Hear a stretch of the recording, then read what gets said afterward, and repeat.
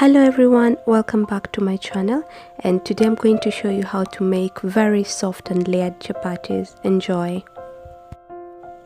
In a clean bowl, add 4 cups of all-purpose flour,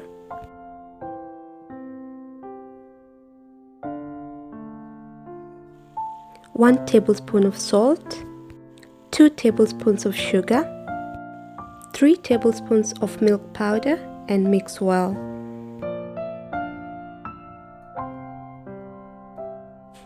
Then add 5 tablespoons of oil. I used ghee, but you can use any vegetable oil.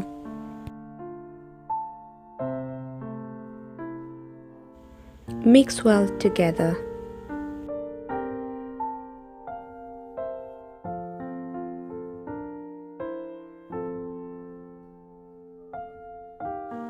Add warm water gradually until it's neither too soft nor too hard. You can also choose to add some milk, but because I've already used milk powder, so I'm not going to use any more milk, so I'll just use warm water. So one secret to getting very soft chapatis is in the kneading process. So if you don't knead the dough too well, the gluten that causes the dough to rise will not be activated, and this will result into a flat and dense chapati. Knead the dough for 8 to 10 minutes until it's soft and no longer sticks on your hands. Add a bit of oil at this point. This will prevent the dough from losing moisture and drying up.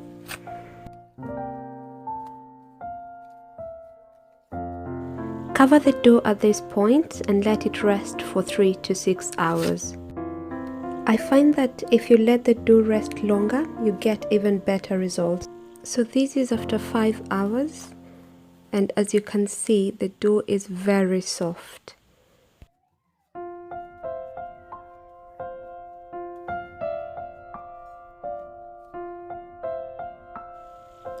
Sprinkle some flour on a clean surface.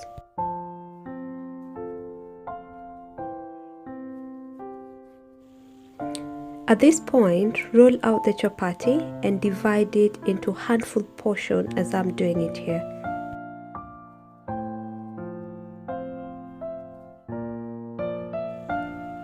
I managed to get 10 chapatis from the dough.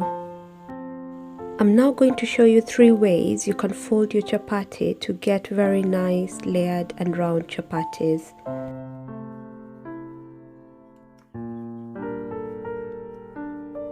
The first method is to roll out the chapati and then apply some oil.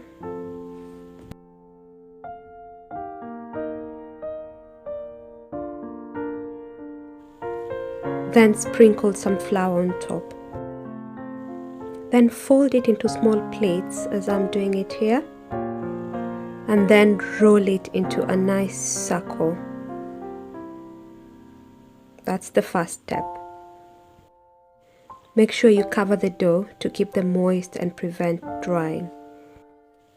Second method, roll out the chapati, apply some oil and sprinkle some flour.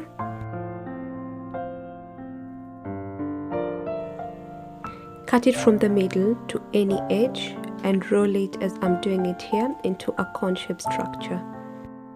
Then press it from the top to the bottom into a flat disc. Method 3, roll out the flour, apply some oil, sprinkle some flour. Cut into strips, you can make them thinner, and then join them together and form a circle as I'm doing it.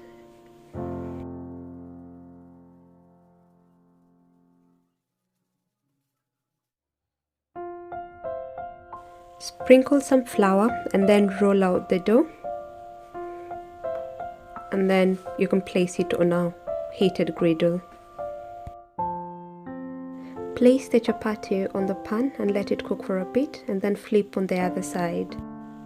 Use a kitchen towel to turn the chapati as I'm doing to ensure even cooking on both sides. Apply some oil on top and flip it, then do the same to the other side. Another secret to having soft chapatis is to make sure that the pan is heated to the right temperature. If your pan is too hot, then the chapatis will burn before cooking. Also, if not hot enough, your chapatis will stay longer on the heat and they'll become harder in texture. The chapatis are now cooked beautifully on all sides. Repeat the same process for the remaining dough. Thank you so much for watching. Please like, share and subscribe to my channel. Also, don't forget to hit that notification bell, then you can be notified anytime I upload a new recipe. Thank you for watching.